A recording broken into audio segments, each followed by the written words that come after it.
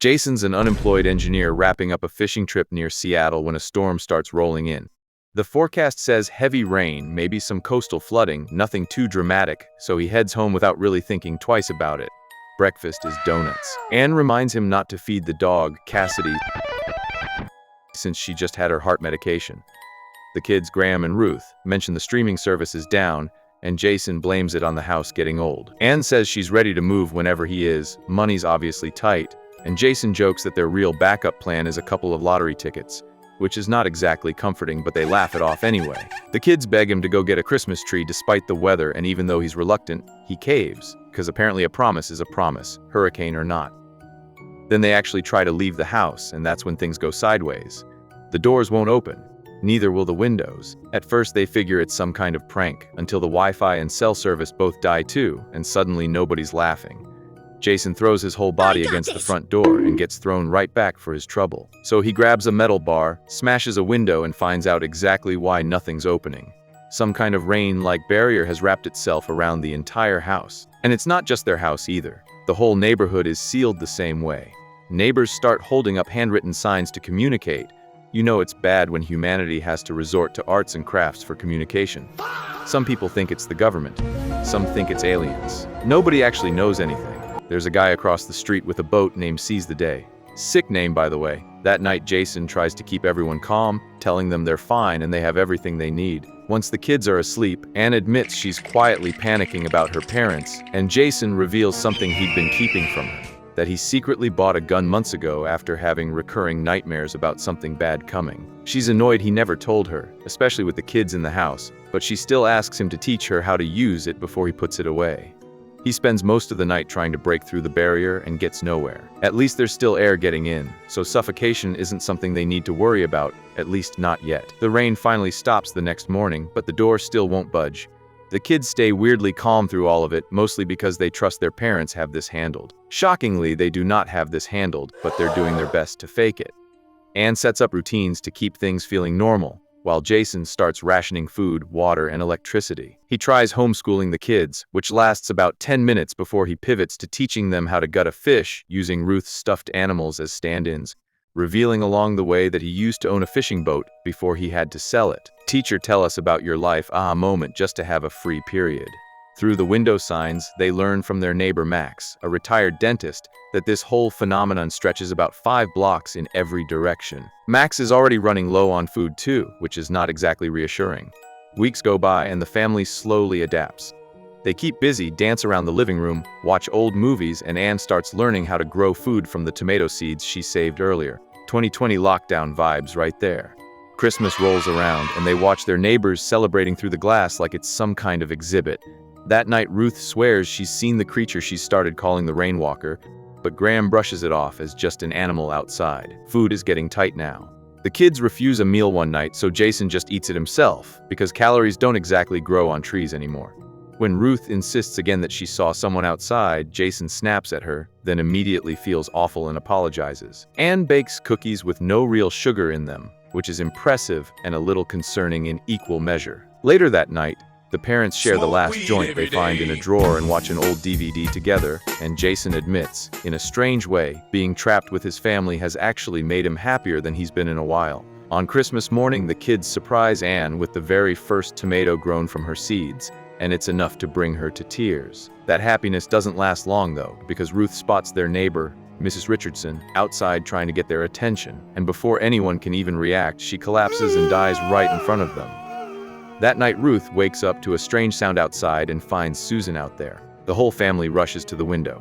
Susan tells them everyone outside is dead, then hears something and tells them to hide, right before an invisible force grabs her and drags her away screaming. She vanishes in a flash of light, and that's the last anyone sees of her. After that, there's a new house rule.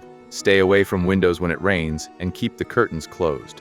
During a PE session for the kids, the chimney cap suddenly comes loose, revealing a narrow gap to the outside. Since Ruth is small enough to fit through it, they rig up her aerial silk equipment and pull her up toward the opening, but only her hand actually manages to reach outside.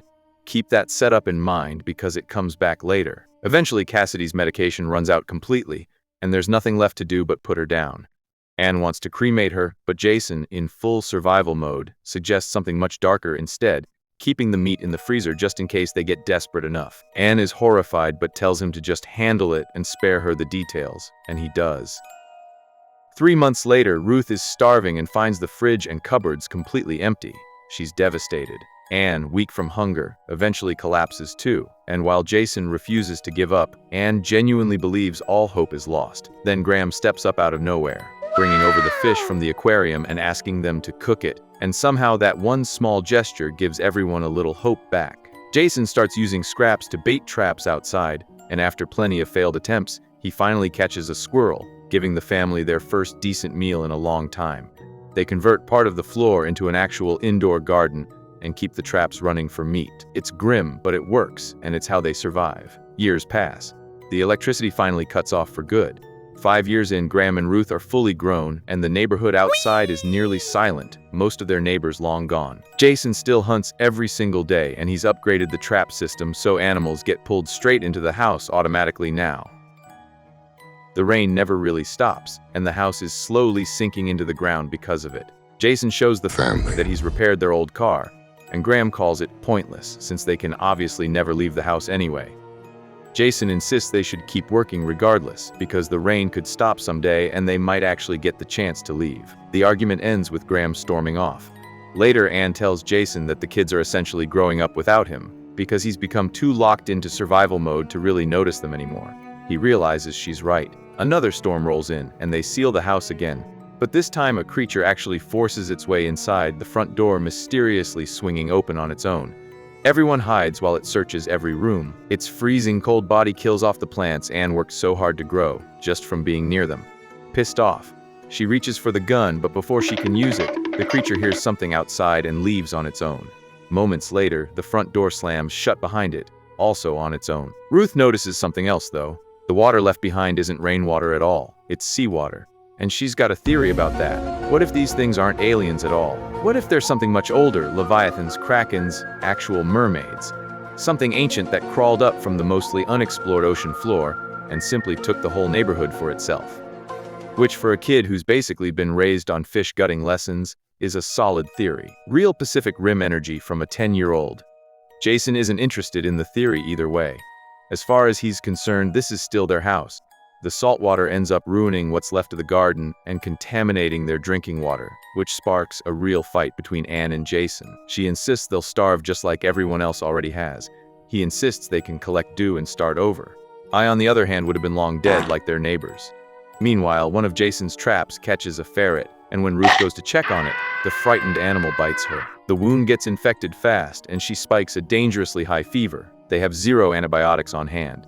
Out of pure frustration, Jason starts repeatedly slamming the family car into the garage door, trying to force it open. It doesn't budge, and he ends up hurting himself pretty badly in the process. While the family patches him up, he notices cracks running through the house from the shifting ground beneath them. Following them down, he discovers old sewer pipes connecting all the houses on the block, pipes that lead straight to the Richardsons, where Max, the retired dentist, might actually have antibiotics. The pipe's too small for Jason to fit through, so Anne volunteers to go instead. She crawls through the narrow pipe, reaches the house safely, and finds Mrs. Richardson's decomposed body inside. She keeps searching until she finds antibiotics in the basement, along with a few bottles of water. Just then, the rain starts falling again, and through the window Jason spots her with the medicine and urges her to hurry back. But a creature is already inside the house with her. She hides, sneaks past it, and starts making her way back through the pipe, only for the creature to spot her right at the last second. She fires her pistol to buy herself some time, and Jason hauls her back through using that same aerial silk rig from the chimney. The moment she's safely inside, they seal the pipe opening with heavy rocks to keep anything else from getting through. Ruth gets her antibiotics, and slowly, her condition starts improving. Jason wants to face the next creature alone if it comes back. But Anne shuts that down immediately, insisting they're a family and they'll face it together. Graham chimes in too, pointing out that if these creatures can get inside, they should be able to get outside as well. No more hiding around and waiting to die. It's time to actually fight back. Anne agrees, and eventually so does Jason. Together they build a real trap out of whatever's left in the house, and everyone gets a job. Graham tracks the creature, Ruth casts the line, Anne lures it toward Jason, and Jason sets the hook. When the next storm hits, water comes rushing in through every opening in the house, and right on schedule, the creature shows up. Anne throws a homemade firebomb at it, and Jason's first harpoon throw misses completely, but his second one lands. The creature keeps coming anyway, so the family retreats upstairs as water floods in around them. Graham runs back down for the dropped harpoon, and the creature nearly gets him for it, but the others manage to pull him clear just in time. Cornered together in the attic, full monster movie finale energy, they finally face it as one unit, and Jason drives the harpoon in for good. The trap pulls the creature down and restrains it completely. The force of it cracks the house wide open, and finally, all that water starts draining away. The front door still won't budge though, so Jason turns to the creature they've got tied down and simply asks it to open the door. The creature says, "Right, I'll tell you what, you fat little I'm kidding."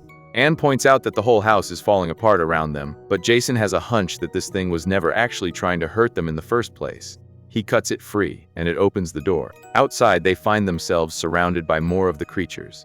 The one they just freed seems to communicate with the rest of them somehow, and the whole group backs away. In the end, the family finds a boat, gathers up whatever essentials they can carry, and sets out to sea to find out if anyone else out there actually survived. Let me know in the comments what you thought of this one, and subscribe for the next recap.